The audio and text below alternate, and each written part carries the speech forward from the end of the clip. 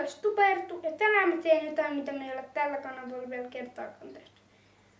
Siis mä esittelen teille 10 outoa faktaa. Me mennään ekaan.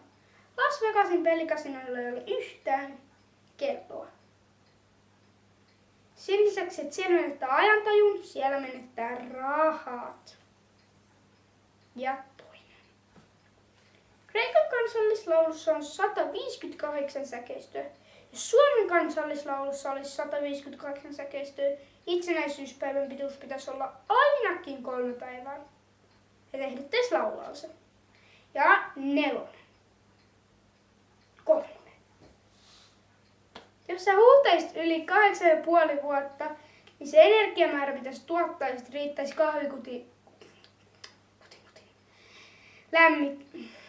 kupin lämmittämiseen.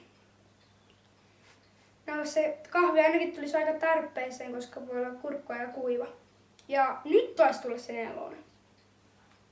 Jos sä piereskelisit melkein 7 vuotta, niin se energiamäärä, mitä sä tekisit, riittäisi ydinpommin tekemiseen. Ainakin tarvittaisi aika paljon hernekeittoa. 5. Jos sä ahtelisit päätä yli tunnin seinään, sä pudottaisit 150 kaloria. Tää on hyvä vinkki niille, jotka napostelee välipalaa vähän liikaakin. Nyt on 6.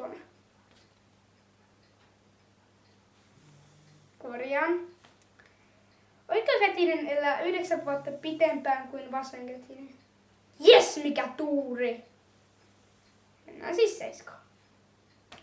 Murhainen kaatuu aina oikealle kuollessaan myrkkyyn. Kuka tämän tutkimuksen on rahoittanut? 8.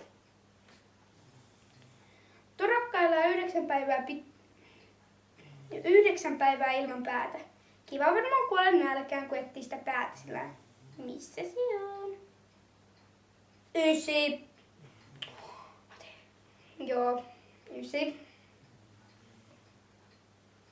Perhonen maistelee jaloilla. Voi olla vähän hikinen ateria. Ja 10.